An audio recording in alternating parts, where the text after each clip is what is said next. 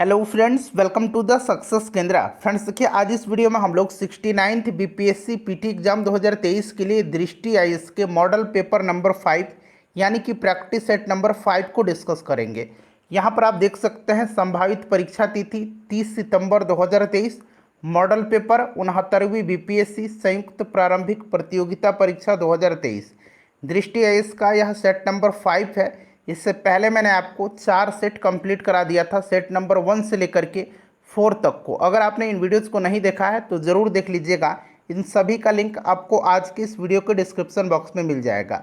Friends, अगर आप channel पर पहली बार विजिट कर रहे हैं, बीपीएससी की बेहतरीन तरीके से तैयारी करना चाहते हैं, तो आप चैनल को सब्सक्राइब कर लीजिए और जो बेल आइकन है, घंटी का निशान है, उसको ज़रूर दबा लीजिएगा, ताकि जब भी 69वीं बीपीएससी से संबंधित कोई भी इंपॉर्टेंट वीडियो अपलोड किया जाए तो उसका नोटिफिकेशन सबसे पहले आपके पास पहुंच जाए। तो चलिए फ्रेंड्स, बिना देरी किए हुए सेशन आज की स्टार्ट करते हैं। पहले प्लीज़ एक बार सेशन को लाइक कर दीजिए और जब सेशन समाप्त हो जाएगा, सेशन को जब आप पूरा देख लीजिएगा तो इसको कम से कम एक ग्रुप में ज़रूर शेयर कर दीजिएगा। तो फ्रेंड्स, जैसे मैंने आपको बताया कि आज इस सेशन में हम लोग 69th बीपीएससी पीटी एग्जाम 2023 के लिए दृष्टि आईएएस के मॉडल पेपर 5 यानी कि प्रैक्टिस सेट नंबर 5 को डिस्कस करेंगे। यहाँ पर आप देख सकते हैं मॉडल पेपर 69th बीपीएससी संयुक्त प्रारंभिक प्रतियोगिता परीक्षा 2023 और 69th बीपीएससी पीटी का जो संभावित एग्ज़ाम डेट है यह आपको पता ही है, 30 सितंबर 2023 है। यह जो मॉडल पेपर है यह दृष्टि आईएएस के मंथली मैगजीन में दिया जाता है। तो फ्रेंड्स, चलिए स्टार्ट करते हैं आज का सेशन। पहले प्लीज़ एक बार सेशन को लाइक कर दीजिए। और इससे पहले मैंने आपको दृष्टि आईएएस का 4 मॉडल पेपर कंप्लीट करा दिया था। अगर आपने इनको नहीं देखा है तो ज़रूर देख लीजिएगा। इन सभी का लिंक आपको आज की इस वीडियो के डिस्क्रिप्शन बॉक्स में मिल जाएगा। आज के सेशन का पहला प्रश्न पढ़ेंगे। पहला प्रश्न है कि भारत शासन अधिनियम 1919 की समीक्षा करने के लिए किस वर्ष साइमन कमीशन का गठन किया गया था। देखिए फ्रेंड्स, यह बहुत ही बढ़िया प्रैक्टिस सेट है 69th बीपीएससी के लिए। इस सेट को पूरा लगाइए और आप सभी लोग अपना अपना स्कोर वीडियो के एंड में कमेंट करके ज़रूर बताइएगा। देखिए, ध्यान दीजिएगा फ्रेंड्स, सर जॉन साइमन की अध्यक्षता में, ध्यान रखेंगे, सर जॉन साइमन की अध्यक्षता में गठित साइमन कमीशन 7 ब्रिटिश सांसदों का एक समूह था। इसका गठन इसलिए हुआ क्योंकि 1919 के अधिनियम में यह पहले से ही वर्णित था कि 10 वर्ष के बाद एक आयोग इस अधिनियम के द्वारा सुधार का अवलोकन करेगा, परंतु 10 वर्ष पहले ही नवंबर 1927 में ब्रिटिश सरकार ने इसका गठन कर दिया। साइमन कमीशन भारत कब पहुंचा था, तो साइमन कमीशन जो है 3 फरवरी 1928 को भारत के बम्बई पहुंचा था और बम्बई पहुंचने पर लोगों के द्वारा इससे काले झंडे दिखाए गए थे और साइमन वापस जाओ, साइमन गो बैक का नारे लगाए गए थे। लखनऊ में साइमन कमीशन का विरोध करते हुए जवाहरलाल नेहरू और गोविंद बल्लभ पंत को पुलिस की लाठियां खानी पड़ी थी। मद्रास में साइमन कमीशन का विरोध टी प्रकाशन के नेतृत्व में किया गया था। पंजाब में साइमन कमीशन का विरोध लाला लाजपत राय कर रहे थे। तो जितने भी मैंने आपको यहाँ पर नाम बताए हैं उनको ध्यान दीजिएगा, ठीक है। और आपको पता है कि साइमन कमीशन का विरोध करते हुए लाला लाजपत राय की मृत्यु हो गई थी और लाला लाजपत राय की मृत्यु पर महात्मा गांधी जी ने कहा था कि भारतीय सौर मंडल का एक सितारा डूब गया है। यह कथन याद रखेंगे, भारतीय सौर मंडल का सितारा डूब गया है। यह कथन महात्मा गांधी जी का है लाला लाजपत राय की शहादत पर। ठीक है फ्रेंड्स, इन सभी पॉइंट्स को आप ध्यान रखिएगा।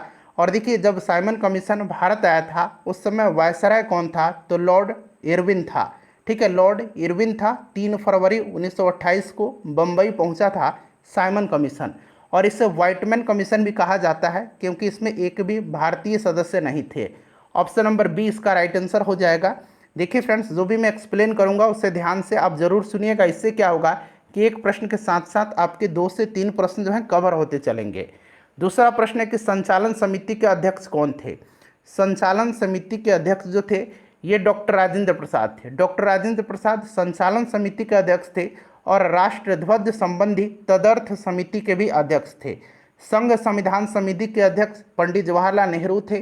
प्रांतीय संविधान समिति के अध्यक्ष सरदार वल्लभ भाई पटेल थे। प्रारूप समिति के जो अध्यक्ष थे ये बाबा साहब अम्बेडकर थे।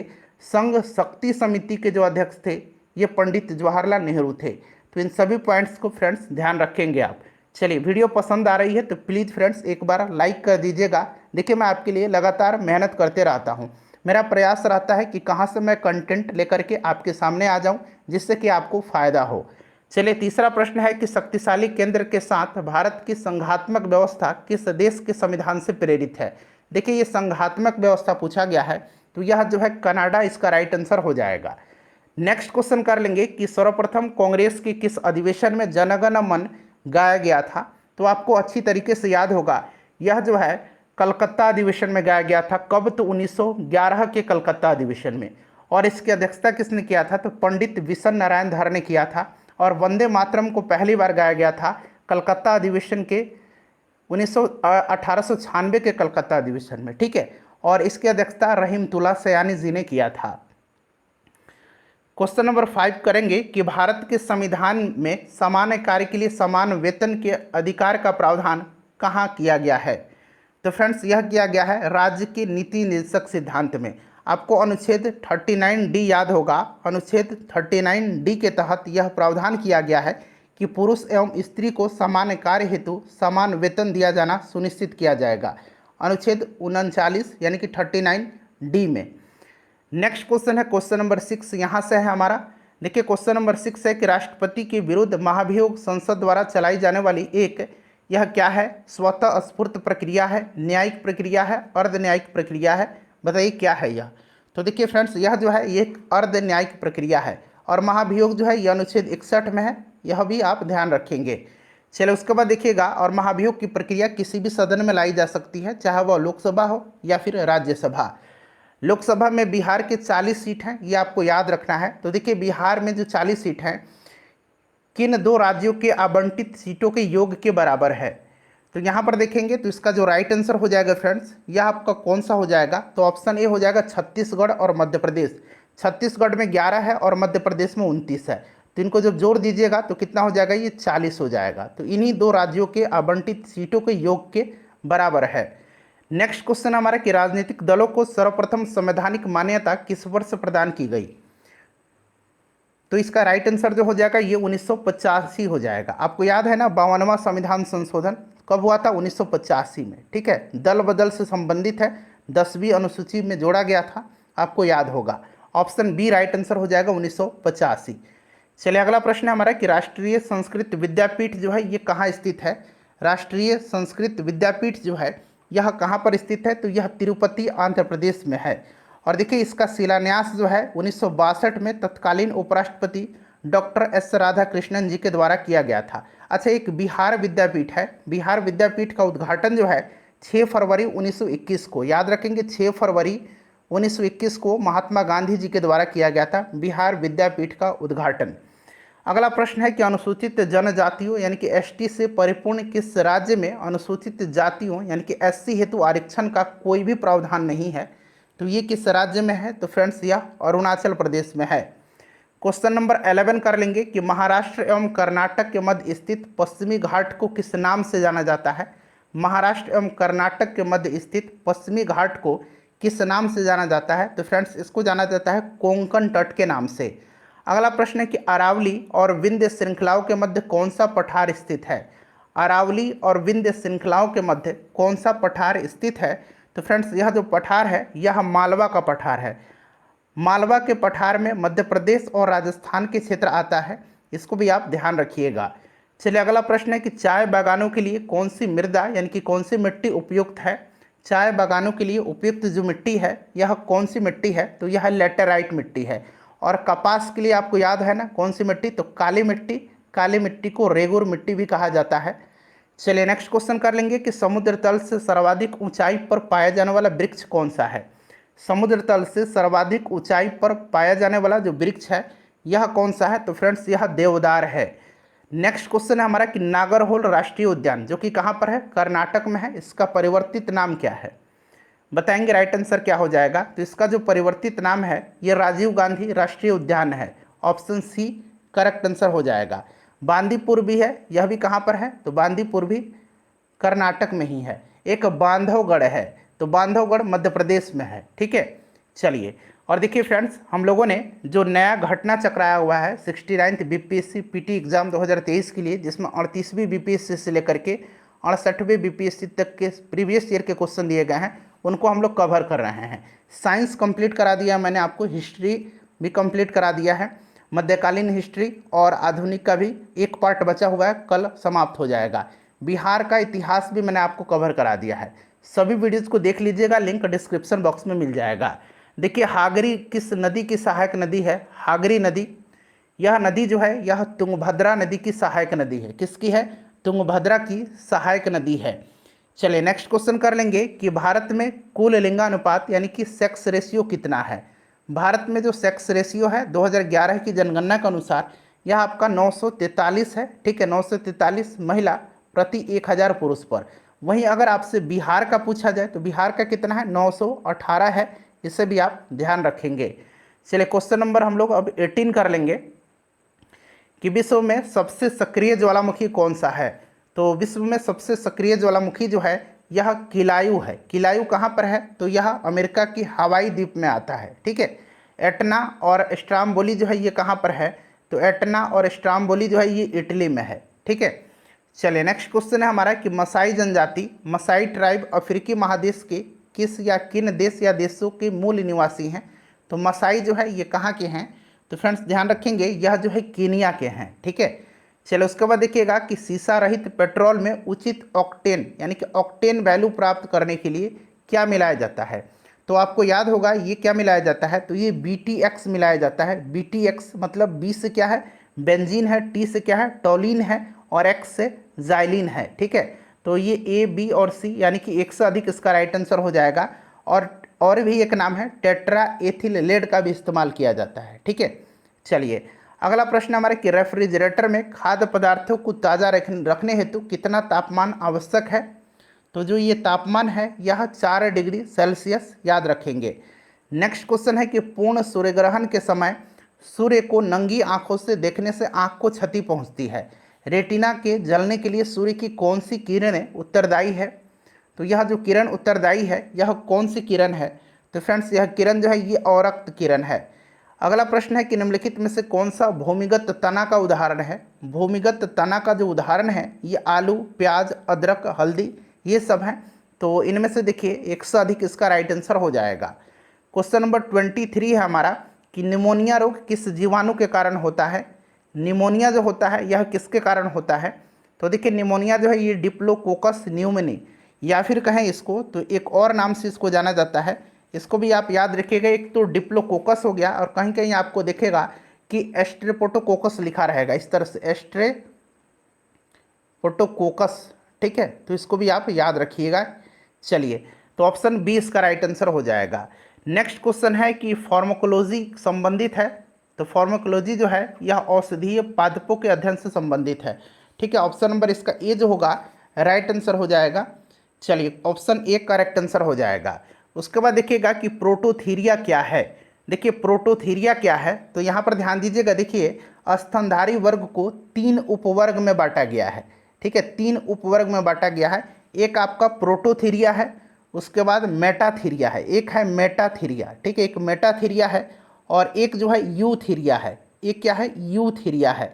ठीक है, तो ध्यान रखिएगा प्रोटोथीरिया के अंतर्गत जो आते हैं ये अंडे देने वाले स्तनधारी हैं, इसको एक्डीना कहा जाता है। ठीक है, उसके बाद देखिए मेटाथीरिया में जो है अपरिपक्व बच्चे के जन्म देने वाले जीव आते हैं जैसे कि कंगारू, और यूथीरिया में जो है परिपक्व यानी कि पूर्ण विकसित बच्चों को जन्म देने वाले आते हैं जैसे कि मनुष्य, शेर। ठीक है, ये सब आते हैं।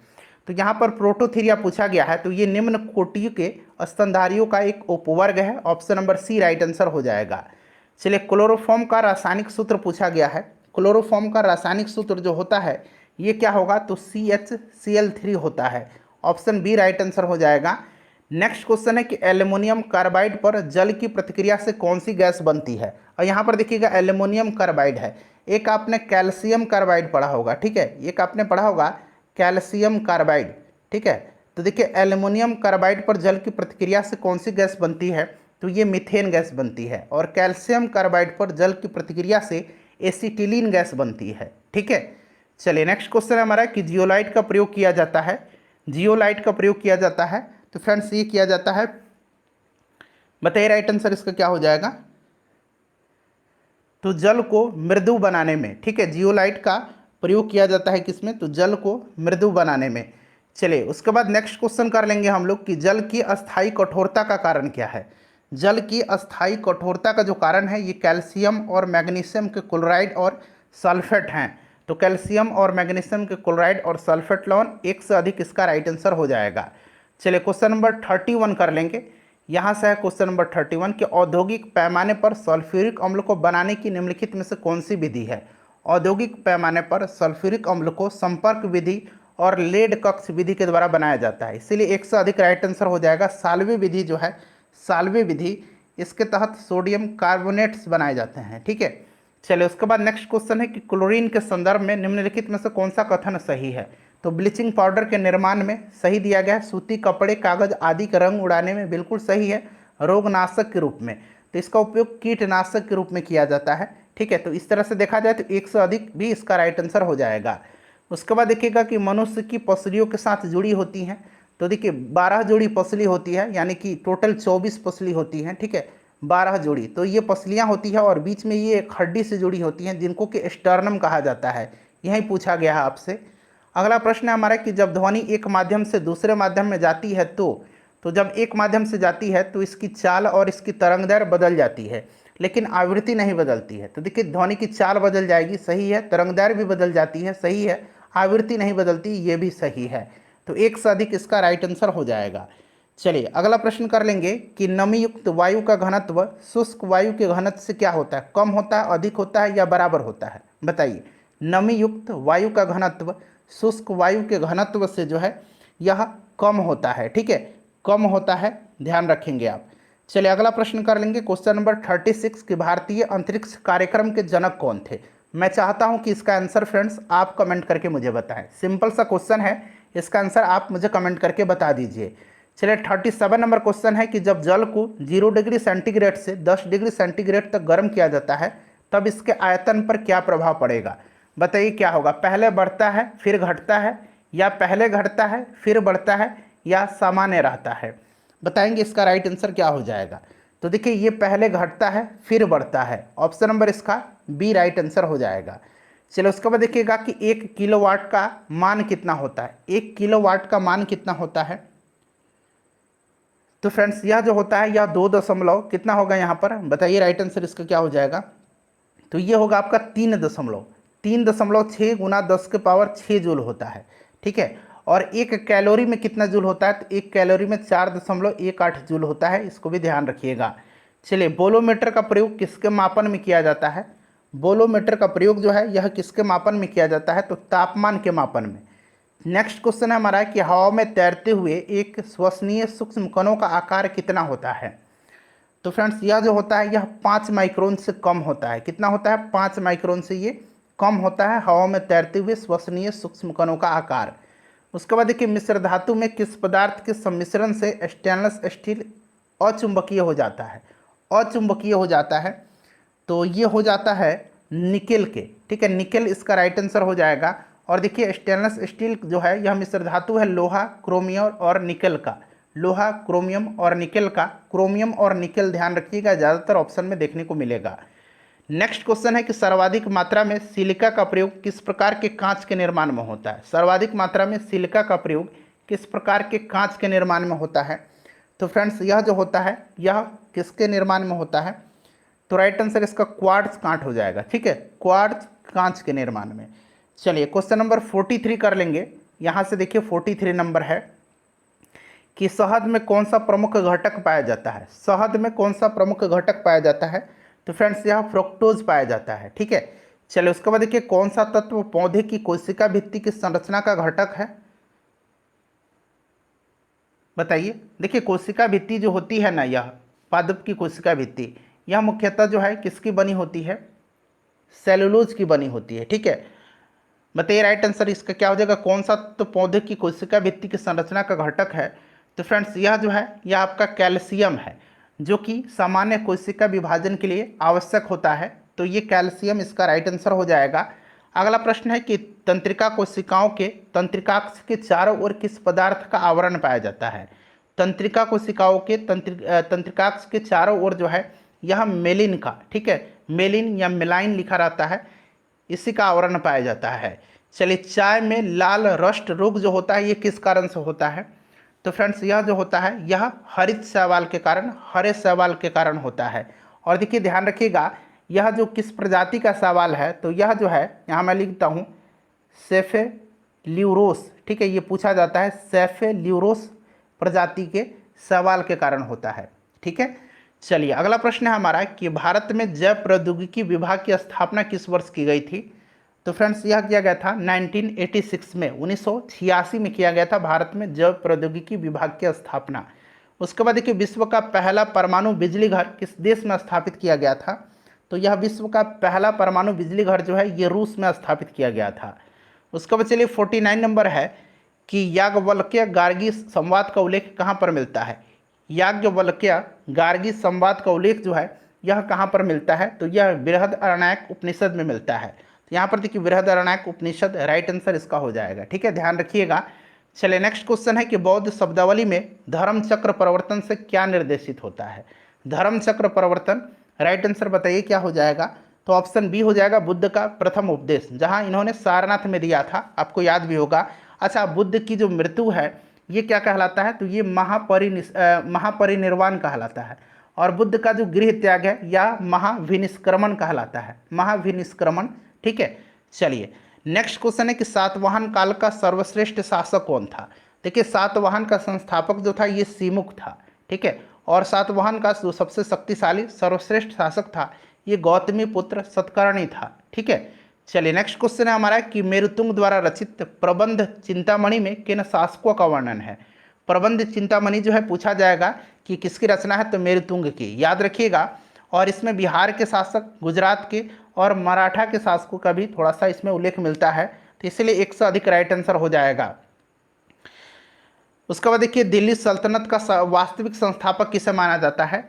तो ये इल्तुतमिश को माना जाता है। किसको माना जाता है फ्रेंड्स, इल्तुतमिश को। ठीक है, लाहौर से राजधानी को दिल्ली इसी ने लाया था। अगला प्रश्न है हमारा कि निम्न में से किसने गुलरुखी उपनाम से अपनी कविताओं की रचना किया था। सिंपल सा क्वेश्चन है, यह कौन था, सिकंदर लोदी था। सिकंदर लोदी राइट आंसर हो जाएगा। चलिए क्वेश्चन नंबर 55 कर लेंगे। क्वेश्चन नंबर 55 यहाँ से हमारा कि कृषकों की सहायता के लिए पट्टा एवं कबूलियत की व्यवस्था किस मध्यकालीन शासक ने प्रारंभ किया था। तो पट्टा प्रथा और कबूलियत प्रथा की शुरुआत जो है यह शेर शाह सूरी ने किया था। किसने किया था फ्रेंड्स, शेर शाह सूरी ने किया था। देखिए, मुगल प्रशासन के अंतर्गत जिले को किस नाम से जाना जाता था। तो मुगल प्रशासन के अंतर्गत जिले को जो है यह जाना जाता था सरकार के नाम से। नेक्स्ट क्वेश्चन हमारा है कि हार्मोन्स की अनियमितता के कारण होने वाले रोग को क्या कहा जाता है। हार्मोन्स की अनियमितता के कारण होने वाले रोग को क्या कहा जाता है। तो ये कहा जाता है कार्यात्मक रोग। ठीक है, चलिए उसके बाद देखिए, मानव शरीर की सबसे बड़ी अंतःस्रावी ग्रंथि कौन सी है। मानव शरीर की सबसे बड़ी अंतःस्रावी ग्रंथि जो है ये थायराइड ग्रंथि है। ठीक है, थायराइड ग्रंथि है। और वैसे अगर पूछेगा कि सबसे बड़ी ग्रंथि कौन सी है तो यह लीवर है, यकृत है। चलिए, कौन सा जीव है जिसमें गॉल ब्लाडर यानी कि पित्ताशय नहीं होता है। पित्ताशय नहीं होता है, चूहा हो जाएगा इसका आंसर। ठीक है, चलिए उसके बाद नेक्स्ट क्वेश्चन हमारा कि शीतल पेय में किस पदार्थ की पर्याप्त मात्रा होती है। तो इसमें कैफीन की मात्रा होती है। नेक्स्ट क्वेश्चन हमारा कि शक विजेता किसे माना जाता है। शक विजेता जो है यह किसे माना जाता है। तो फ्रेंड्स यह माना जाता है चंद्रगुप्त द्वितीय यानी कि चंद्रगुप्त विक्रमादित्य को। ठीक है, चलिए उसके बाद नेक्स्ट क्वेश्चन है कि तमसो मां ज्योतिर्गमय कथन है मूलतः। तो ये उपनिषद से है और ये किस उपनिषद में है। तो ये आपको याद होगा बृहदारण्यक उपनिषद में है। ठीक है, बृहदारण्यक उपनिषद में, तो ये उपनिषद हो जाएगा। उसके बाद देखिए, बौद्ध साहित्य में महात्मा बुद्ध के नैतिक एवं सिद्धांत संबंधी प्रवचन संकलित है। तो यह संकलित जो है यह सुत्त पिटक में है। विनय पिटक, सुत्त पिटक और अभिधम्म पिटक, तीनों पिटकों की भाषा पाली है। ठीक है, याद रखिएगा। अच्छा, विनय पिटक में क्या है। तो विनय पिटक में बौद्ध संघ का नियम है। उसके बाद अभिधम्म पिटक में जो है बौद्ध दर्शन की जानकारी इससे मिलती है। तीनों पिटकों की भाषा पाली है। निम्नलिखित शासकों में से किसने 4 अश्वमेध यज्ञ किए थे। 4 अश्वमेध यज्ञ जो है यह किया था किसने। तो फ्रेंड्स यह जो किया था यह किसने किया था। तो यह क्या था, वकाटक वंश का शासक प्रवरसेन ने, ठीक है, प्रवरसेन प्रथम, यह वकाटक वंश का शासक था। यहाँ मैं लिख देता हूँ वकाटक वंश का शासक, ठीक है। चलिए, उसके बाद देखिए, अशोक के निम्न अभिलेखों में से पूर्ण रूपेण धार्मिक सहिष्णुता के प्रति समर्पित कौन सा अभिलेख है? तो फ्रेंड्स, यह जो अभिलेख है, यह अभिलेख 12वां है, शिलालेख 12वां। अच्छा, 13वां में क्या है? तो 13वां आपको याद होगा कि इसमें कलिंग युद्ध का वर्णन है एवं अशोक के हृदय परिवर्तन की बात कही गई है। साथ ही साथ इसी अभिलेख में जो है पड़ोसी राजाओं का भी वर्णन है। नेक्स्ट क्वेश्चन है कि प्रसिद्ध विरूपाक्ष मंदिर जो है ये कहाँ पर अवस्थित है? तो फ्रेंड्स, यह जो विरूपाक्ष मंदिर है यह अवस्थित है हम्पी में, ठीक है। हम्पी राइट आंसर हो जाएगा इसका। अगला प्रश्न है हमारा कि वैदिक ग्रंथों के भाष्यकार सायन को आश्रय प्राप्त था? तो इनको विजयनगर राजाओं का आश्रय प्राप्त था। ऑप्शन सी हो जाएगा राइट आंसर। अमीर खुसरो निम्नलिखित में से किसके शासनकाल से संबंधित थे? तो आपको याद होगा, अमीर खुसरो जो थे ये बलवन से लेकर के मोहम्मद बिन तुगलक तक के दिल्ली सुल्तानों के दरबार में रहते थे। इनका मूल नाम जो था मोहम्मद हसन था। इनका जन्म पटियाली उत्तर प्रदेश में हुआ था। इनको तूतीय हिंद कहा जाता है। सितार और तबला का जनक इनको माना जाता है। तो यहाँ पर देखेंगे तो बलवन से लेकर के मैंने आपको बताया था मोहम्मद बिन तुगलक तक, ठीक है। तो राइट आंसर क्या हो जाएगा? तो अब बलवन से मोहम्मद बिन तुगलक तक, तो अलाउद्दीन खिलजी भी इसमें आ जाएगा। तो इसलिए राइट आंसर इसका हो जाएगा ऑप्शन नंबर यहाँ पर डी हो जाएगा, एक से अधिक। चलिए, अकबर की लोकप्रियता का कारण क्या था? तो ये मनसबदारी प्रथा भी थी, धार्मिक नीति, भू राजस्व व्यवस्था और सामाजिक सुधार। तो ये सभी हो जाएगा इसका राइट आंसर। तो ऊपर में से एक से अधिक, इसलिए राइट आंसर हो जाएगा इसका। चलिए, हिंदू धर्म ग्रंथों का अध्ययन करने वाला प्रथम मुस्लिम कौन था? तो यह जो था यह दारा सिकोह था। कौन था?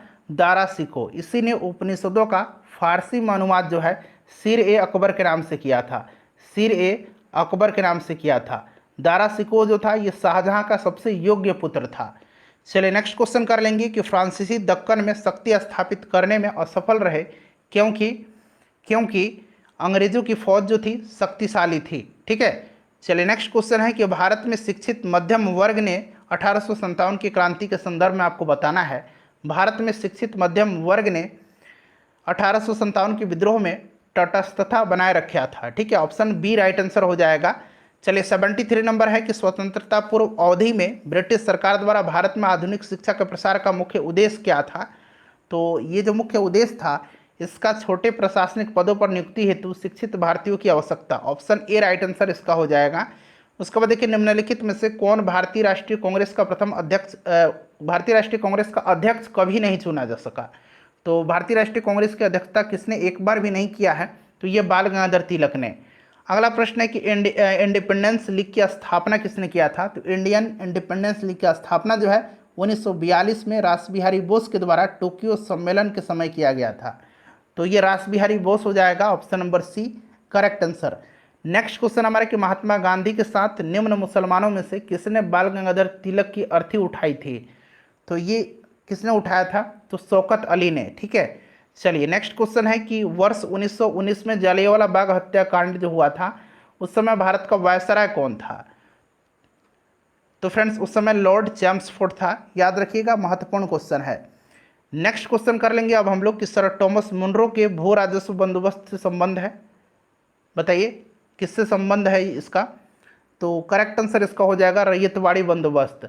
नेक्स्ट क्वेश्चन हमारा 79 नंबर। फ्रेंड्स, एक बार प्लीज़ वीडियो को लाइक कर दीजिए। निम्नलिखित पुस्तकों में से किस पुस्तक का संबंध भारत के राष्ट्रीय आंदोलन के विकास से जोड़ा जाता है? तो फ्रेंड्स, यह आनंद मठ है बंकिम चंद्र चटर्जी जी का। उसके बाद देखिए, महात्मा गांधी ने अपनी निम्न पुस्तकों में से किसमें ब्रिटिश पार्लियामेंट को बांझ और बेश्या कहा है? बताइए राइट आंसर क्या हो जाएगा इसका?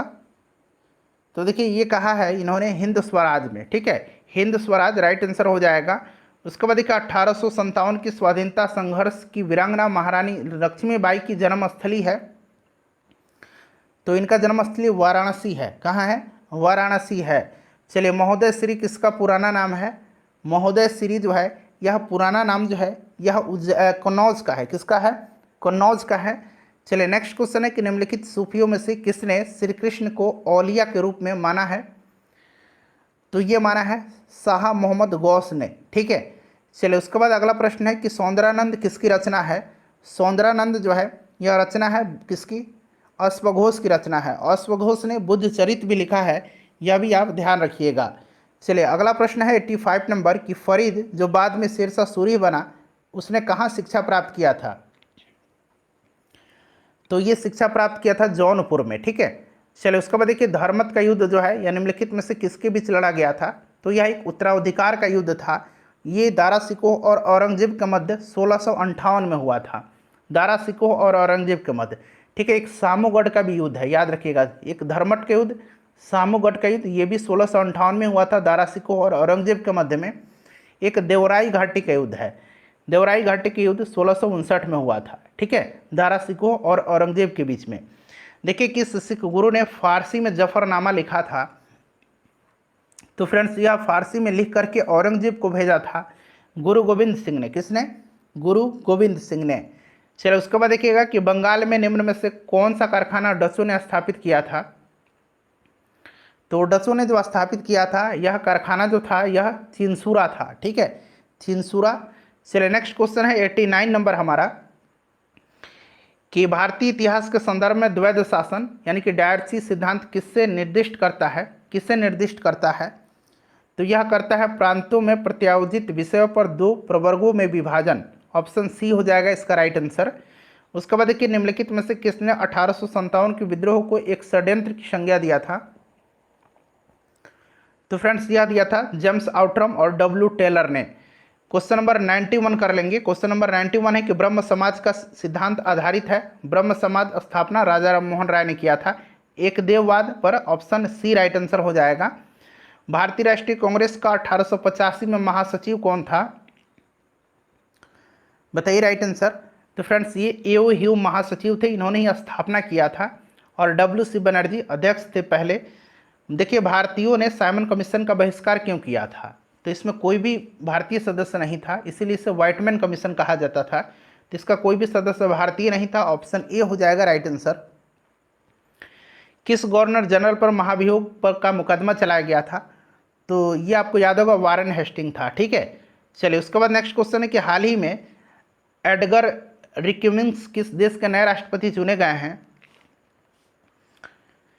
तो ये कहाँ के चुने गए हैं? तो फ्रेंड्स यह चुने गए हैं लातविया के, ठीक है। चलिए लातविया की राजधानी कहाँ पर है? लातविया की राजधानी रीगा है, ठीक है, याद रखेंगे।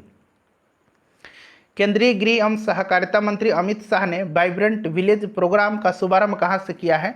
तो वाइब्रेंट विलेज प्रोग्राम का शुरुआत जो है इन्होंने किया है किबिथु अरुणाचल प्रदेश से, ठीक है। चलिए उसके बाद नेक्स्ट क्वेश्चन है 97 नंबर कि मार्च 2023 में नई दिल्ली में रायसीना डायलॉग का आयोजन किया गया। इस सम्मेलन के मुख्य अतिथि कौन थे? तो इसके जो मुख्य अतिथि थे ये थे जॉर्जिया मेलोनी, ठीक है।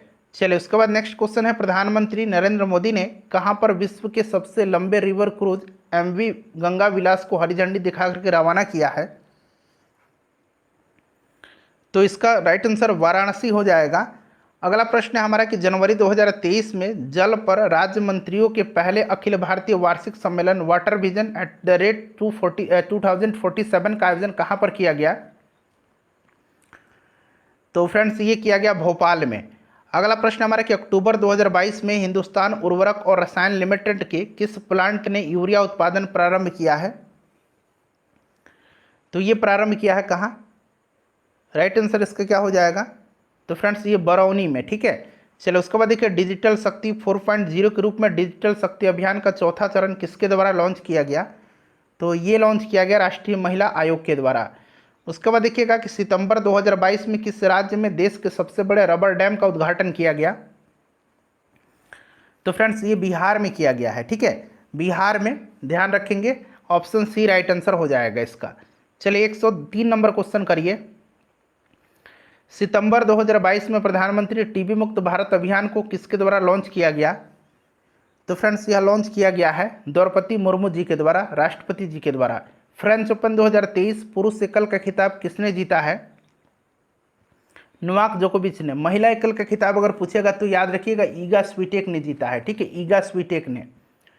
एशिया कप 2023 का आयोजन कहाँ किया जा रहा है? तो ये किया जाएगा पाकिस्तान और श्रीलंका में। तो एक से अधिक इसका राइट आंसर हो जाएगा। हाल ही में सॉवरेन गोल्ड बॉन्ड्स चर्चा में रहा है। यह बॉन्ड्स किसके द्वारा जारी किए जाते हैं? सॉवरेन गोल्ड बॉन्ड जो है यह जारी किया जाता है भारतीय रिजर्व बैंक के द्वारा। देखिए हाल ही में चर्चा में रही मियावाकी पद्धति का संबंध किससे है? तो ये वृक्षारोपण से है। ठीक है, इंपॉर्टेंट है फ्रेंड्स, ये ध्यान रखिएगा आप। चलिए अगला प्रश्न करेंगे कि इल्तुतमिश ने बिहार में अपना प्रथम सूबेदार किसको नियुक्त किया था? तो ये किया था मलिक जानी को। बिहार स्पेशल का क्वेश्चन है यहाँ से, बंगाल और बिहार में भूमि पर किराएदारों के अधिकार को बंगाल किराएदारी अधिनियम द्वारा कब स्वीकृत किया गया था? इंपॉर्टेंट क्वेश्चन है। तो और प्रीवियस ईयर में पूछा जा चुका है 1885 में। 1942 के आंदोलन में, यानी कि भारत छोड़ो आंदोलन की बात की जा रही है, डॉक्टर राजेंद्र प्रसाद को किस जेल में कैद करके रखा गया था? तो इनको बांकीपुर में रखा गया था और जयप्रकाश नारायण जी को हजारीबाग जेल में। बिहार के राजगीर परगना के कौन सा स्थानीय नेता ने 1857 के आंदोलन में स्वयं को राजा घोषित किया था? तो फ्रेंड्स यह कौन थे? तो यह हैदर अली खान थे। उसके बाद देखिएगा कि बिहार में बहने वाली पवित्र नदी फाल्गु निम्नलिखित में से किन नदियों के संगम से बनती है? ये पूछा जा चुका है बीपीएससी में पिछले साल प्रश्न। तो राइट आंसर इसका क्या हो जाएगा? मोहना और लीलाजन नदी। ठीक है, चलिए उसके बाद देखिए बिहार में सर्वाधिक वर्षा किस जिला में होती है? तो ये किशनगंज में होती है। उसके बाद देखिएगा कि बिहार में मत्स्य अनुसंधान केंद्र जो है ये इसकी स्थापना कहाँ की गई है? तो ये किया गया है मीठापुर पटना में। ठीक है फ्रेंड्स, चलिए आगे बढ़ेंगे। क्वेश्चन नंबर 115 कर लेंगे कि बिहार के निम्नलिखित में से किस क्षेत्र में कृषि की सघनता अधिक है? तो यह जो है फ्रेंड्स यह गंगा के उत्तरी मैदान में, ठीक है, जलोढ़ मिट्टी पाई जाती है। हरियाली मिशन का उद्देश्य राज्य के कितने प्रतिशत तक वृक्षारोपण करने का क्षेत्र को बढ़ाना है? तो वृक्षारोपण के क्षेत्र को बढ़ाना है हरियाली मिशन का उद्देश्य जो है, बताइए। तो फ्रेंड्स ये हो जाएगा 15%। उसके बाद देखिएगा कि बिहार से उड़ीसा कब अलग हुआ था? तो ये आपको भलीभांति याद होगा, 1 अप्रैल 1936 को। ठीक है, बिहार का स्थान भारत में जनसंख्या और क्षेत्रफल की दृष्टि से क्या है? जनसंख्या में तीसरा और क्षेत्रफल में 13वां। तो ऑप्शन ए इसका राइट आंसर हो जाएगा। उसके बाद देखिए बिहार में विधान परिषद और विधानसभा की सीट, विधान परिषद की 75 और विधानसभा की 243। तो 75 और 243 हो जाएगा। बिहार हॉकी संघ का गठन कब किया गया था? तो फ्रेंड्स ये किया गया था 1986 में। 121 नंबर प्रश्न है कि श्री कृष्ण सिंह किस नाम से पहचाने जाते हैं? तो इनको बिहार केसरी कहा जाता है। ठीक है, बिहार केसरी याद रखेंगे। और बिहार विभूति अनुग्रह नारायण सिंह को कहा जाता है। देश रत्न डॉक्टर राजेंद्र प्रसाद को कहा जाता है। भागलपुर में नमक सत्याग्रह का नेतृत्व किसने किया था? तो भागलपुर में नमक सत्याग्रह का नेतृत्व महादेव लाल सराफ ने किया था। जनगणना 2011 के अनुसार भारत में महिला साक्षरता दर, तो फ्रेंड्स यह जो है कितना है? 65.5%। उसके बाद देखिएगा कि भारत के संविधान के किस अनुच्छेद के अंतर्गत निजता का अधिकार संरक्षित है? निजता का अधिकार अनुच्छेद 121 में है। ठीक है, 121 में निजता का अधिकार है। चलिए उसके बाद करेंगे कि भारत के प्रथम दलित उप प्रधानमंत्री, तो ये बाबू जगजीवन राम थे। नेक्स्ट क्वेश्चन है हमारा कि बिहार में चौथा कृषि रोड मैप कब से कब तक के लिए लागू हो गया है? 2023 से 28। ठीक है, चलिए बिहार दिवस कब मनाया जाता है? तो ये 22 मार्च के दिन। सिंपल सा क्वेश्चन है। 128 नंबर है कि हाल ही में किन दो देशों ने अंतर्राष्ट्रीय चंद्र अनुसंधान केंद्र पर कार्य करने की योजना बनाई है? तो ये बना है चीन और रसिया ने। ठीक है, स्वामी विवेकानंद ने निम्नलिखित में से किस अवधारणा पर बल दिया है? तो मानव निर्माण वाली शिक्षा पर। अगला प्रश्न है कि ग्लोबल वार्मिंग में तापमान जो होता है, बताइए किसका बढ़ता है? तो ये क्षोभ मंडल का है। ठीक है, चलो उसके बाद देखिए जीवाणुओं को मारने के लिए जल में कौन सी गैस प्रवाहित कराते हैं? तो क्लोरीन गैस है। ठीक है, चलिए अगला प्रश्न है हमारा 132 नंबर कि सोलर सेल बनाने में किस धातु का उपयोग किया जाता है? तो सोलर सेल में जो सिलिकॉन का इस्तेमाल किया जाता है। अमर बेल किसका उदाहरण है? तो देखिए अमर बेल जो है यह एक परजीवी का उदाहरण है। वह प्रथम भारतीय मुसलमान कौन था जो दिल्ली का सुल्तान बना था? तो देखिए वह प्रथम भारतीय मुसलमान कौन था जो दिल्ली का सुल्तान बना? तो फ्रेंड्स यह था खुसरो खां। देखिए खुसरो खां जो था यह मुबारक खिलजी की हत्या करके इसने दिल्ली के सिंहासन पर बैठा था। तो यहाँ पर आप देखेंगे तो उपरोक्त में से कोई नहीं इसका राइट आंसर हो जाएगा। ठीक है, ध्यान रखेंगे, यह खुसरो खां था। कौन था? तो नासिरुद्दीन खुसरो खां। ठीक है, तो यहाँ पर देखिए नासिरुद्दीन महमूद शाह दिया गया है। नासिरुद्दीन महमूद शाह नहीं होगा, नासिरुद्दीन खुसरो शाह याद रखेंगे। ठीक है, नासिरुद्दीन खुसरो शाह। चलिए रखेंगे। चलिए नेक्स्ट क्वेश्चन है हमारा कि 1530 में दक्षिण बिहार का वास्तविक शासक कौन बना था? तो ये बना था शेर खां। ठीक है, दक्षिण बिहार का वास्तविक शासक बन गया था शेर खां। Option number B right answer हो जाएगा। अगला प्रश्न कर लेंगे। नेक्स्ट क्वेश्चन है हमारा कि किस राज्य सरकार ने लाडली बहना योजना शुरू करने की घोषणा किया है? तो ये क्या है? मध्य प्रदेश की सरकार ने। किस राज्य या केंद्र शासित प्रदेश में दिल्ली या तोसो झील को पहला जैव विविधता विरासत स्थल घोषित किया गया है? बताइए। तो राइट आंसर इसका क्या हो जाएगा? लद्दाख के। अंतर्राष्ट्रीय यूपीआई भुगतान सेवा प्रारंभ करने वाला पहला भुगतान ऐप कौन सा बन गया है? तो ये बन गया आपका फोन पे। किसके द्वारा हाल ही में 75 डिजिटल गांव कार्यक्रम शुरू किया गया है? तो फ्रेंड्स ये किया गया आरबीआई के द्वारा। नेक्स्ट क्वेश्चन हमारा कि प्रधानमंत्री मोदी जी ने किस राज्य में हुबली में दुनिया के सबसे लंबे रेलवे प्लेटफॉर्म का उद्घाटन किया है? तो हुबली कर्नाटक में। ऑप्शन नंबर सी हो जाएगा राइट आंसर। चलिए यहाँ से मैथ और रीजनिंग का क्वेश्चन स्टार्ट हो रहा है। मैथ का क्वेश्चन है, फटाफट इनका मैं आंसर बता देता हूँ, एक बार आप लोग सॉल्व कर लीजिएगा। सी हो जाएगा उसका राइट आंसर। 42 का ए हो जाएगा। तब तक आप वीडियो को लाइक कर दीजिए और अपना स्कोर कमेंट करके बता दीजिए इन 140 प्रश्नों में से। ठीक है, 143 का जो राइट आंसर हो जाएगा ऑप्शन सी हो जाएगा। एक बार आप लोग सॉल्व कर लेंगे मैथ वाला। ठीक है फ्रेंड्स, चलिए ऑप्शन ए इसका राइट आंसर हो जाएगा। 45 का 145 का ऑप्शन सी हो जाएगा, 192 किलोमीटर प्रति घंटा। 146 का जो करेक्ट आंसर हो जाएगा फ्रेंड्स वो ऑप्शन ए हो जाएगा। 147 का ऑप्शन बी हो जाएगा। 148 का जो करेक्ट आंसर हो जाएगा ऑप्शन नंबर सी हो जाएगा, सी दक्षिण पूर्व। 149 का करेक्ट आंसर ऑप्शन ए हो जाएगा। और 150 का इस आकृति में कितने वर्ग हैं ये आपको काउंट करके बताना है। इसका जो आंसर होगा ऑप्शन ए हो जाएगा।